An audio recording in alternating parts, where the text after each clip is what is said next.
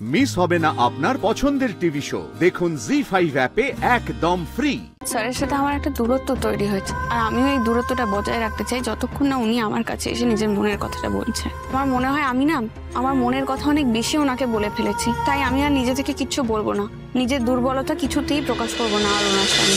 যা হয়ে গেছে সেটা হয়ে গেছে, আর এসবের কোনো দরকার নেই। Aparna, please sit down. It's my order, please sit down.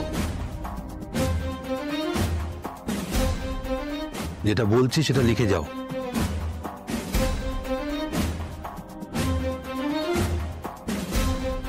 আমি কিন্তু আবারও বলছি স্যার, কোনো দরকার নেই এসবের। সেটা কি তুমি ঠিক করবে?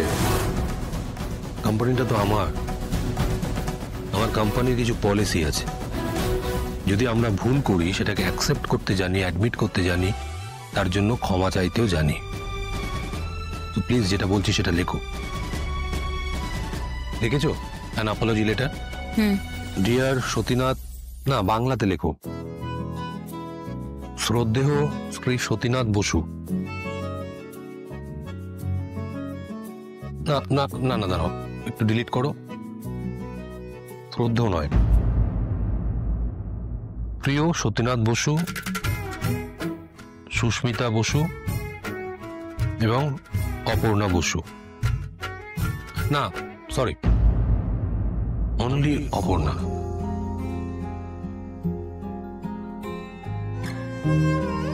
দেখো, লিখেছো অপর্ণা? আপনারা আমাকে আমন্ত্রণ করেছিলেন ভালোবেসে, সমাদর করে, অনেক সম্মানের সাথে। অনিবার্য কারণবশত আমি আপনাদের আমন্ত্রণ স্বীকার করতে পারিনি।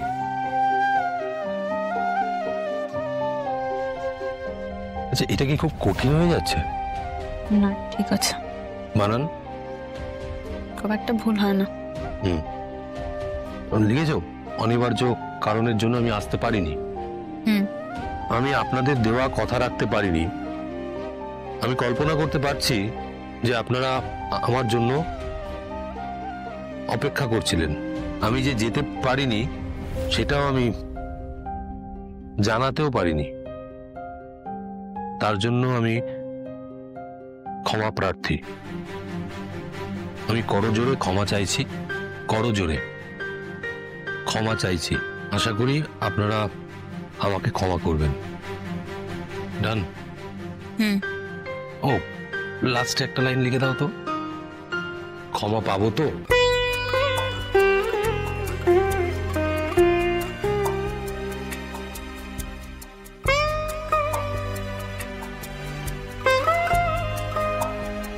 এটি আর্য সিংহ রয়। সরি, এটি আপনাদের প্রিয় আর্য।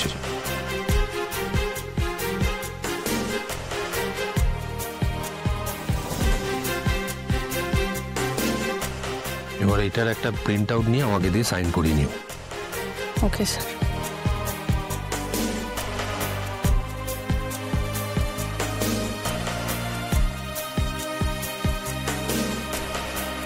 অপর্ণা,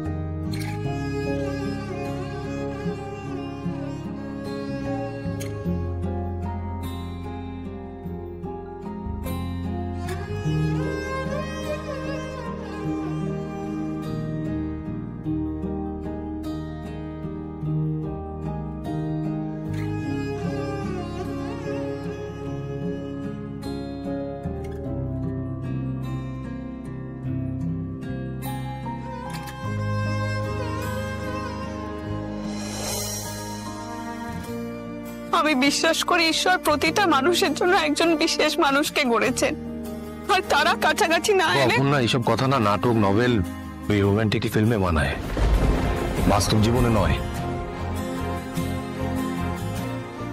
আপনি জানতে চান তো সেই মানুষটা কে?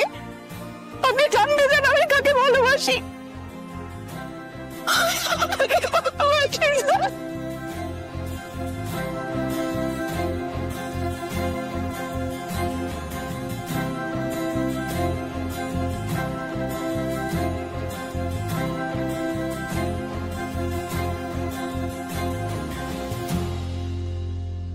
অপু, তুই আজকে তাড়াতাড়ি চলে এলি? আমি না ছুটতে ছুটতে আসলাম।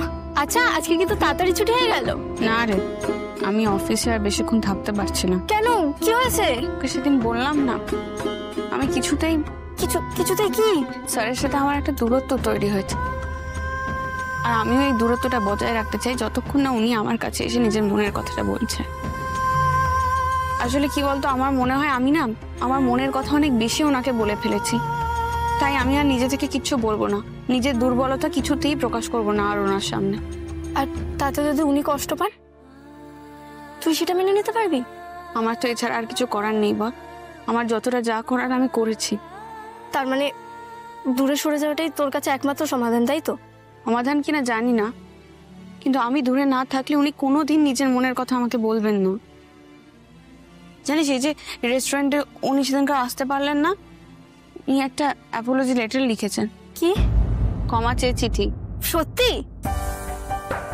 ওরকম কে করে বলতো? তাও আবার অত বড় একজন মানুষ, অনেক ভালো মানুষও। তুই না শুধু শুধু আর্য স্যারকে কষ্ট দিচ্ছিস। কষ্ট তো আমিও পাচ্ছি রুম্পা, কিন্তু এটা মেনে নেওয়া ছাড়া তো আর কোনো উপায় নেই আমার।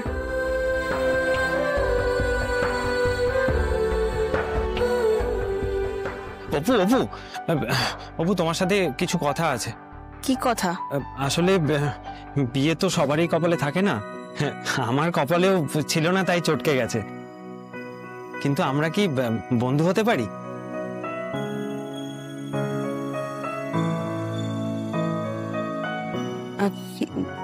দেখো, যা হয়েছে তারপর আমি আর তুমি বন্ধু, সেটা হয় না। জি5 ডাউনলোড করুন আর সব এপিসোড দেখুন একদম ফ্রি।